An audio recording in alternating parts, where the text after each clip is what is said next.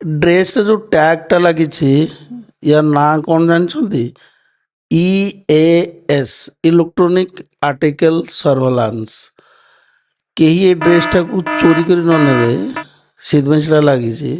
Anti theft protection କୁହାଯାଏ। କିନ୍ତୁ ସେଇଟା ଡିଟେକ୍ଟ କେତେବେଳେ କରିବ ନା ଯେତେବେଳେ ଆପଣ ସେ ଗେଟ୍ ପଟେ ଯିବେ। ଅଲଗା ଯଦି ରାସ୍ତା ଦେଖିଛନ୍ତି ତାହେଲେ ସେଇଟା ଅଲଗା କଥା, କିଛି ଡିଟେକ୍ଟ ନ ହୋଇ ବି ପାରେ। କାମ କେମିତି କରୁଛି ସେଇଟା? ଲୋକ ତ ସେଇଟା କ'ଣ ସେନ୍ସର ବୋଲି କହୁଛନ୍ତି। ସେଇଟା କିଛି ସେନ୍ସର ବୋଲି ନୁହଁ। ସିମ୍ପଲ୍ ଗୋଟେ ଫିଜିକ୍ସର ଗୋଟେ ଲଜିକ୍ ଅଛି, କନସେପ୍ଟ ଅଛି, ଯେଉଁଟାକି ରେଜୋନାନ୍ସ ବୋଲି କହନ୍ତି। ସେଇଥିରେ କାମ କରୁଛି, ବୁଝେଇ ଦେଉଛି ସାଧା ସିଧା ଭାଷାରେ, ଦେଶୀ ଭାଷାରେ ପୁରା। ଆମ ଆଣ୍ଟିନା ଗୁଡ଼ା କେମିତି କାମ କରୁଛି କହିଲେ? ଏ ଫ୍ରି ସ୍ପେସ୍ରେ ସବୁ ଚ୍ୟାନେଲ୍ସ ଅଛନ୍ତି। ଆମେ ତ ଟିଭିରେ ରିମୋଟ୍ ଦବାଉଛେ ନା, Aaj Tak, G news, NDTV ଯାହା ବି କିଛି ଦବାଉଛେ, ସେ ଟିଭି ଭିତରେ ଗୋଟେ ଫ୍ରିକ୍ୱେନ୍ସି ଜେନେରେଟ୍ କରୁଛି। ରେଜୋନେଟର ସର୍କିଟ୍ ଗୋଟେ ଅଛି, ଇଣ୍ଡକ୍ଟର ଆଉ ଗୋଟେ କାପାସିଟର ସର୍କିଟ୍ ଅଛି, LCR କହନ୍ତି ସେଟାକୁ। ସେ ଫ୍ରିକ୍ୱେନ୍ସି କ'ଣ କରିବ ନା ଆଣ୍ଟିନା ଥ୍ରୋରେ ଯାଇକି ସ୍ପେସ୍ରେ ଖୋଜିବ। ଏକ୍ଜାକ୍ଟ ସେମ୍ ଫ୍ରିକ୍ୱେନ୍ସିରେ ସେ ପାଇଯିବ ତ ସେଇଟା ରେଜୋନାଣ୍ଟ ହେଇଯାଏ। ତାପରେ ସେଇଟା ସେ ଆକ୍ସେପ୍ଟ କରିଦେବ ସେ ଫ୍ରିକ୍ୱେନ୍ସିଟାକୁ, ଟିଭି ଆପଣ ଦେଖିପାରିବେ।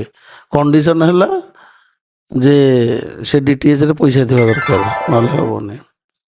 ସେଇଟା ଫ୍ରିକ୍ୱେନ୍ସି ମ୍ୟାଚ୍ କରିବା ଦରକାର। ହେଲା ଯେଉଁଟା ଆଜିକାଲି ଯେ NG ବାଲା କ'ଣ କହୁଛନ୍ତି ଭାଇବ୍ ମ୍ୟାଚ୍ ନା କ'ଣ। ଏକ୍ଜାକ୍ଟଲି ସେ ଟ୍ୟାଗ୍ଟା ଯେଉଁଟା ନାହିଁ ନା, ସେଇଟା ପାସିଭ୍ ସର୍କିଟ୍ଟା, ସେଇଟା କିଛି ନାହିଁ ଆକ୍ଚୁଆଲି। ତା ଭିତରେ ସେ ଯେଉଁ ଚିପ୍ ସିଏ ବ୍ୟାଟେରୀ କିଛି ନାହିଁ, ନଥିଙ୍ଗ।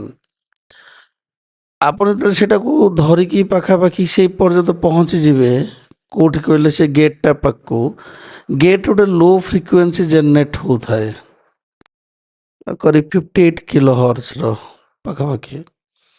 ସେ କ'ଣ କରିବ ନା ସେ ଯେଉଁ ପ୍ଲାଷ୍ଟିକ୍ ଟ୍ୟାଗ୍ଟା ଭିତରେ ଗୋଟେ ଛୋଟ କଏଲ୍ଟେ ହିଁ କେବଳ ଥାଏ, ସେଟା RF ସର୍କିଟ୍ ଆମେ କହୁ। ସେ କଏଲ୍ଟା ଏନର୍ଜାଇଜ୍ ସେ କରିବ। ତ ତାହେଲେ କ'ଣ ହେବ ନା ଦୁଇ ଜଣ ଯାକର ଫ୍ରିକ୍ୱେନ୍ସି ଯେତେବେଳେ ମ୍ୟାଚ୍ କରିଯିବ, ବିପ୍ ସାଉଣ୍ଡ ହେବ କି ନାହିଁ, କି ଗୋଟେ ଚୋରି କଲା କି କ'ଣ କଲା। ସେଥିପାଇଁ ଆମେ ଯେତେବେଳେ ସେଟାକୁ ଖୋଲନ୍ତି, ମାନେ ଯେତେବେଳେ ବିଲ୍ କରନ୍ତି, ସେତିକି ସେ ଟ୍ୟାଗ୍ଟାକୁ ଖୋଲିବେ, ଖୋଲିକି ତାପରେ ଦେଇଦେବେ। କାହିଁକି ନା ଆଉ ସେ ତ ସର୍କିଟ୍ଟା ଆଉ ନାହିଁ ନା ତା ଭିତରେ। ତେଣୁ ତା ଭିତରେ କିଛି ମେଜର ସର୍କିଟ୍ ନାହିଁ, ଗୋଟେ ଛୋଟ କଏଲ୍ଟେ ଟାଇପ୍ର ଥାଏ। ତ ସେ ସମୟରେ ସେଇଟା ଡିସକନେକ୍ଟ କରିକି ମୁଁ ଦେଇଦେବେ।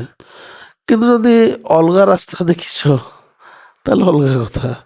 ଆଉ ସେଇ ଗେଟ୍ ଥ୍ରୋରେ ଗଲେ ବାଜିବ ତ ସିଓର। ଧନ୍ୟବାଦ। ଜୟ ଜଗନ୍ନାଥ।